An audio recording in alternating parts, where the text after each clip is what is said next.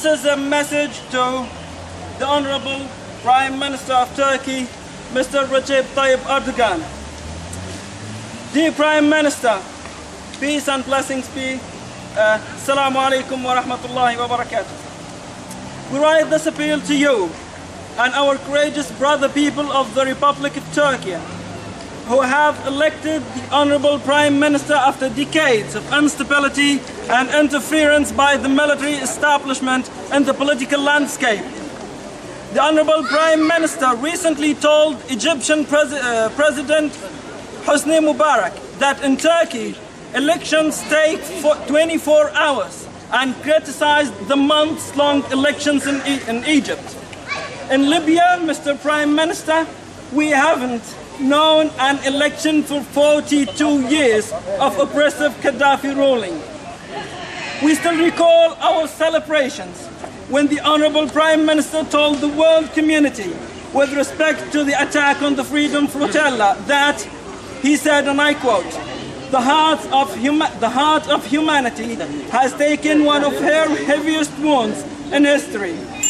The Honorable Prime Minister received international appreciation from all peace-loving people around the world for his stand for justice for the Palestinian people.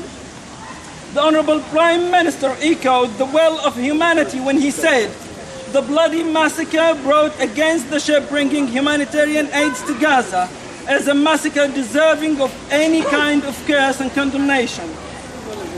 We lauded the Honorable Prime Minister's message when he said, treating civilians as terrorists is in terms of humanity a great defeat, a despicably cowardly and vicious act of presumption that is reckless and dauntless. We believe that the international political landscape would change when the Honorable Prime Minister declared, from now on, whoever shuts their eyes on the bloody attacks on any civilians, whoever ignores them, should know they are accomplices of their murders. Only a few months back, we drew the courage from the Honorable Prime Minister, Mr. Erdogan, advised to the outset Egyptian dictator Mubarak when he said, hear the cry of the people and their extreme humane demands. Meet the people's desire for change without hesitation. No government can stand against the people. He also said, in today's world, freedom cannot be postponed or overlooked. Government that ignores the people will not last long. The people outcry, their appeal will always get a response. Then when we heard the Honorable Prime Minister's message, he said Turkey will continue to stand side by side with both the Tunisian and Egyptian people and continue to share their hope and happiness. We thought that if our turn comes, the Honorable Prime Minister will treat us with the same standards that he applied to our brothers in Tunisia and Egypt. Honorable Prime Minister, we did not doubt for a moment that you would give the same advice to Gaddafi that you gave to the dictator of Egypt, Hosni Mubarak. Words that we all remember, words that we all repeat. You said, we are mortal. We will all die and be judged by those who remain. As Muslims, our final dress is a 2 cubic meter hole. What matters is to be remembered with respect. We should listen to the voice of our conscience and the voice of people and to be ready either of their good prayers or curses. We are for the people and we are for the service of the people.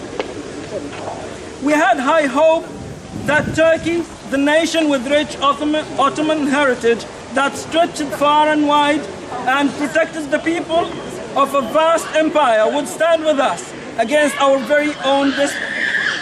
We sent our wounded to you for your treatment, and we looked at you to give a glowing example to the world in humanitarian support for our people. How we are disappointed to hear that reports of mistreatment by our wounded brothers when they were in Turkey. How we were heartbroken when we heard that the Honorable Prime Minister criticizing NATO enforcement of the no-fly zone which have saved lives of thousands of innocent civilians in Benghazi. Yes, Mr. Prime Minister, NATO attacks on Gaddafi mercenaries, if they have been delayed by a few hours, most of the inhabitants of Benghazi would have been massacred by Gaddafi murderers and mercenaries. Mr. Prime Minister, you heard the words of Gaddafi describing the long-suffering Libyan people as rats, as vermin, that he would chase them in every street, in every corner, and kill them. You would have also heard the threats of his decadent son, Saif Gaddafi, and his promises to kill the Libyan people right to the last bullet. The Prime Minister is aware that Gaddafi regime is protected by foreign mercenaries, some local loyalists, and some unfortunate individuals whose families are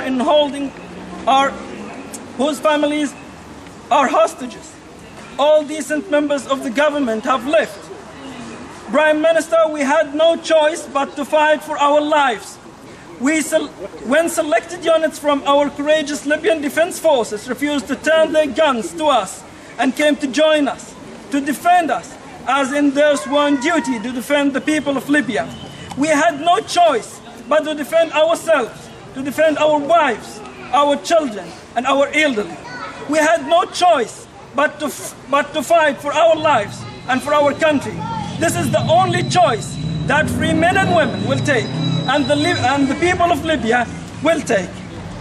Honorable Prime Minister Erdogan, we respect your views and concerns and support for the Palestinian people. Today, we find that we are facing greater oppression than that suffered by our brothers in the besieged Gaza.